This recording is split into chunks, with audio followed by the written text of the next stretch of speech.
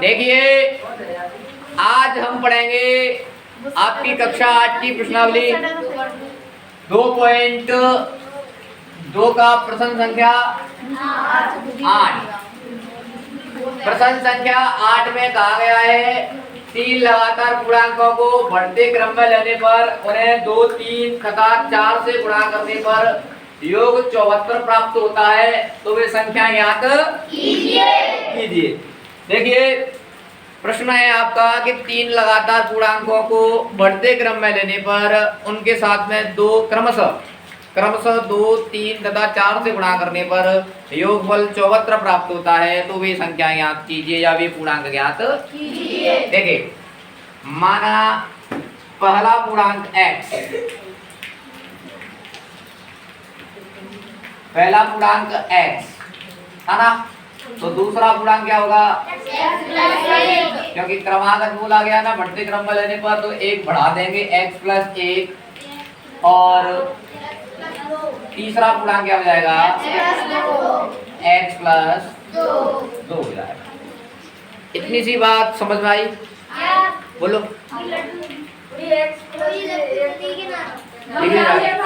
एक मिनट आवाज नहीं करेंगे। देखिए प्रश्न में कहा गया है 3 लगातार पूर्णांक हैं, तो हमने पहला पूर्णांक x माना है और अगला पूर्णांक क्या हो जाएगा x प्लस और फिर अगला क्या हो जाएगा x प्लस 2। तो देखो अब प्रश्न के अनुसार देखेंगे तो ये 3 पूर्णांक हैं, एक तो x है, एक x प्लस 1 है, एक x प्लस 2 है। गौर से देखना तो 3 पूर्णांक है, एक x, एक x प्लस 1, एक x प्लस 2। तो प्रश्न में कहा गया है कि इन पूर्णांकों को क्रमशः 2 से 3 से और 4 से गुणा करने पर यदि योगफल प्राप्त किया जाए तो हमें कितना प्राप्त होता है 74 प्राप्त होता है। ये बात समझ में आई? देखो 3 पूर्णांक माने थे क्रमागत, 3 पूर्णांक, पहला x, दूसरा x प्लस 1, जब मैं एक जोड़ देता तो x प्लस 2। तो प्रश्न में कहा गया है ये पूर्णांक है ना, एक x है, एक x प्लस 1 है, एक x प्लस 2 है।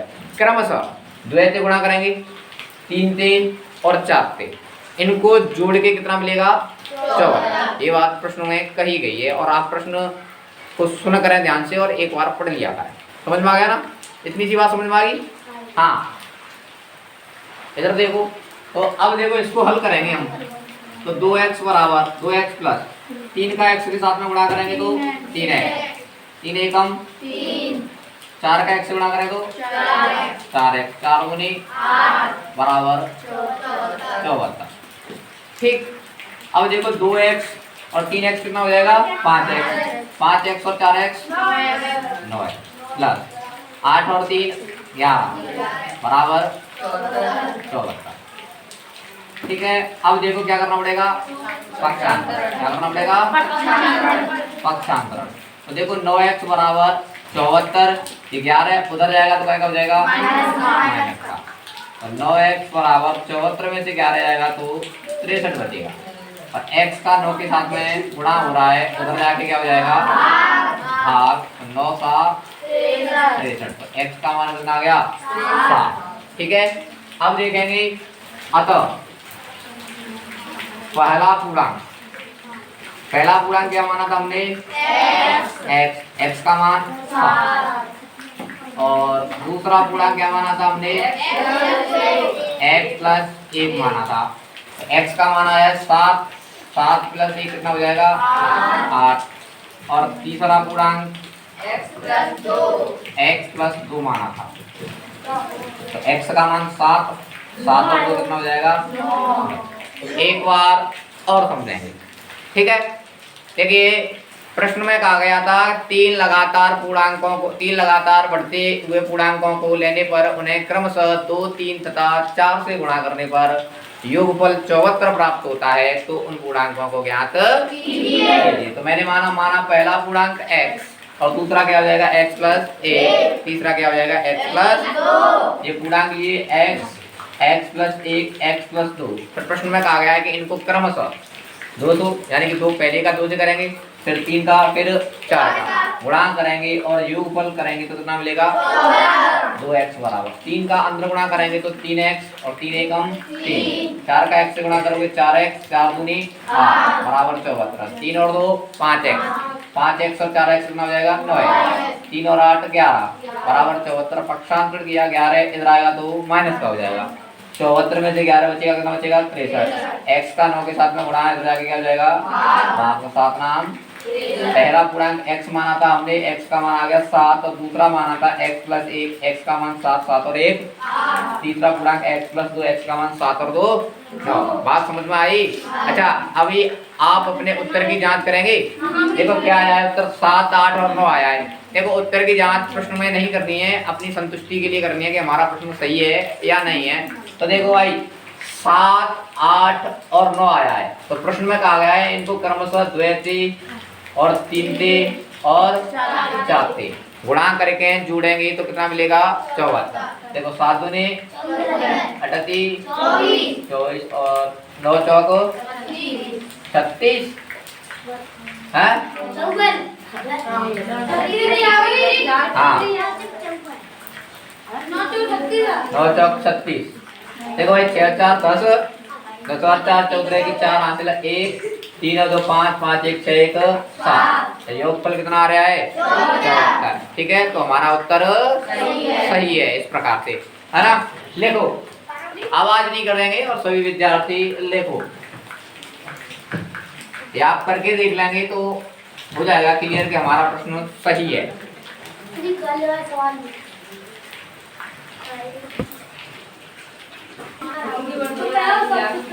हाँ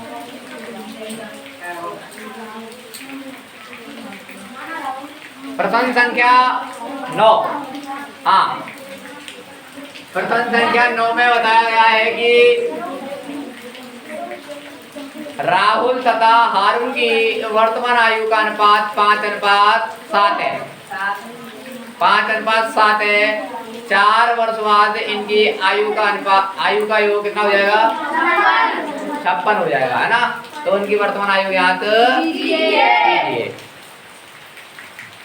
एक राहुल है और एक हारून है, इनकी वर्तमान आयु में अनुपात बताया है 5:7।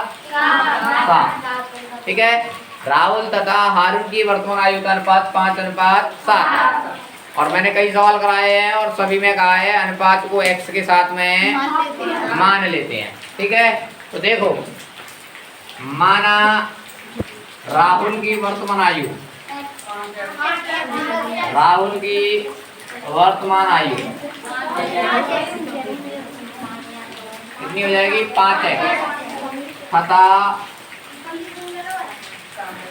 हारून की वर्तमान आयु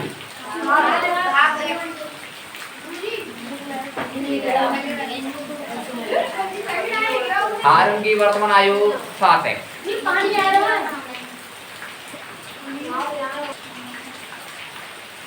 देखिए राहुल की वर्तमान आयु 5 था अनुपात राहुल की वर्तमान आयु 5x और हारून के साथ में 7 था, तो हारून की वर्तमान आयु 7 है।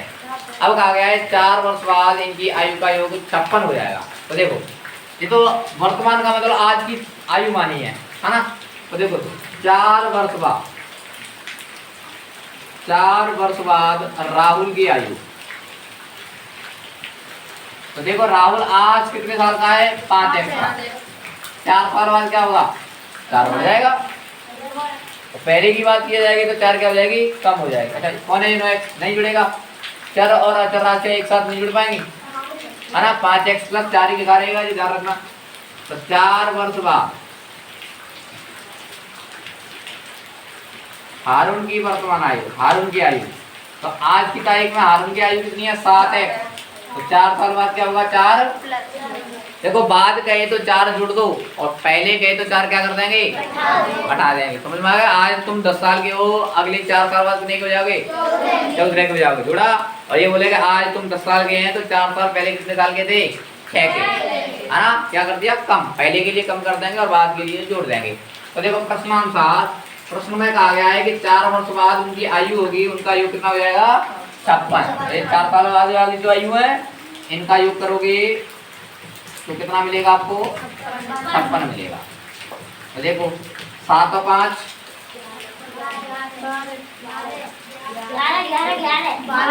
12, 8 9 10 11 12 हो जाएंगे। 12 प्लस 7 और 4 और 4 बराबर 56।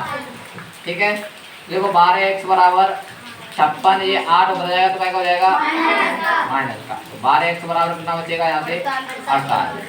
x का 12 के साथ में गुणा हो रहा है, उधर जाएगा क्या होगा भाग। तो 12 30 48, 12 चौक 48, सॉरी 12 चौक 48। समझ में आया ना। अब देखो भाई, हमें राहुल तथा हारून की वर्तमान आयु ज्ञात करनी है। अतः राहुल की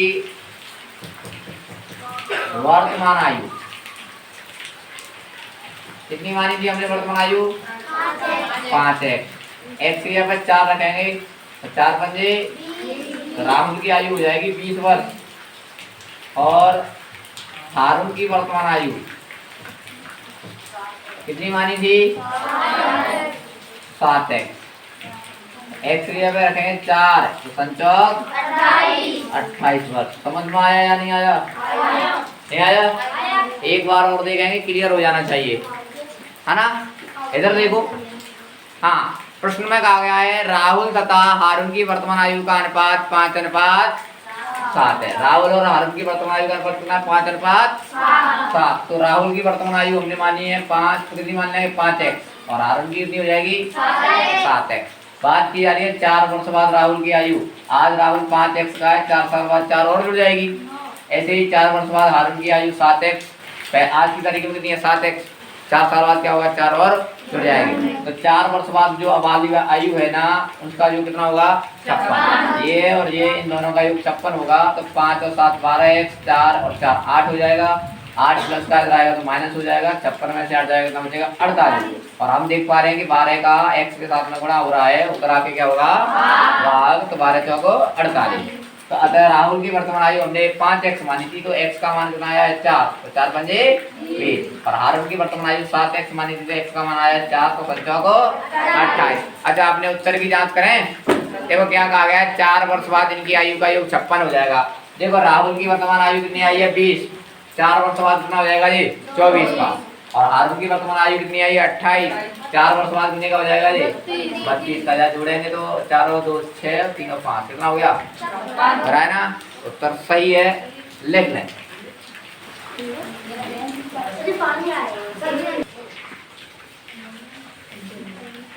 देखिए प्रथम संख्या 10, प्रथम संख्या 10 में कहा गया है कि किसी कक्षा में बालक और बालिकाओं की संख्या का अनुपात 7:5 है। बालक और बालिकाओं की संख्या में अनुपात कितना है 7:5। देखिए बालक और बालिका,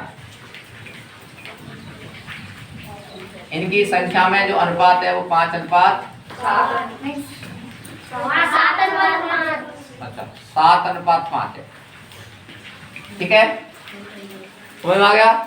हाँ, और कहा गया है कि बालकों की संख्या बालिकाओं की संख्या से 8 अधिक है ना। बालकों की संख्या है वो बालिकाओं की संख्या से 8 अधिक है। तो कक्षा के सभी विद्यार्थियों की संख्या बताइए। देखिए अनुपात दिया है, फिलहाल बालक और बालिकाओं की संख्या में 7:5। तो मैं अनुपात को x के साथ में मान लूंगा। माना बालकों की संख्या है, माना बालकों की संख्या कितनी हो जाएगी 7x, और बालिकाओं की संख्या 5x, बालकों की संख्या 7x और बालिकाओं की संख्या 5x। अब प्रश्नानुसार समझेंगे। प्रश्न में कहा गया है कि बालकों की संख्या है तो बालिकाओं से कितनी अधिक है 8 अधिक है। बालकों की संख्या है तो बालिकाओं की संख्या से 8 अधिक है। तो देखो बालकों की संख्या 8 अधिक है, तो इनका अंतर कितना होगा 8। कितना होगा दोनों की संख्या का अंतर 8 होगा ना। तो मैं कहता हूँ अंतर को कैसे क्या करते हैं, बड़े में से छोटा हटा के। तो बड़ा कौन है 7x, 7x में से 5x घटाएंगे तो 8 आएगा प्रश्न के अनुसार, क्योंकि बालकों की संख्या कैसी है 8 अधिक है, 8 अधिक है तो इन दोनों की संख्या का अंतर कितना होगा 8। मैंने ये कर लिया है कि 7x में से 5x घटाएंगे तो बचेगा 8, 7x में से 5x से कितना बचेगा 2x बराबर 8, और x का 2 के साथ में गुणा हो रहा है उधर जाएगा क्या हो जाएगा भाग, तो x बराबर कितना आ गया 4। तो देखो इधर हमने अतः बालकों की संख्या क्या मानी थी हमने, बालकों की संख्या 7x मानी थी, तो x की यहाँ पे 4 रखेंगे तो संचौक 28, और बालिकाओं की संख्या क्या मानी थी